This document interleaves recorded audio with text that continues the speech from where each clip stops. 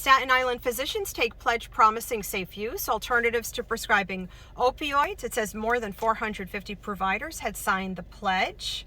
The pledge consists of 9 core elements. My question is, for the 450 knuckleheads who signed it, did any of you research the pledge? Did any of you research any of this opioid propaganda before you just signed? Probably not. Well, we researched it for you.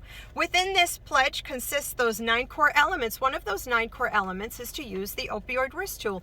However, Staten Island is using the outdated opioid risk tool, the one where they traumatize women who have a history of pre-adolescent sexual abuse. The creator of the opioid risk tool actually has asked doctors to start using the updated opioid risk tool, which leads me to believe the people of Staten Island, none of you did your research. You just signed because you thought you were heroes. But it gets worse.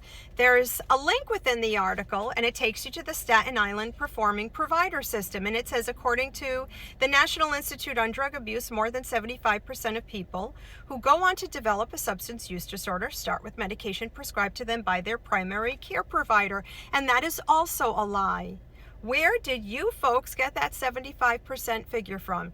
Because you didn't get it from the National Institute on Drug Abuse, because that can't be found on their website. No. This is just another public health person who has poisoned the doctors of Staten Island.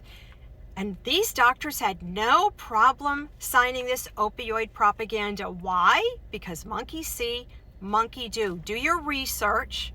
Help save a life.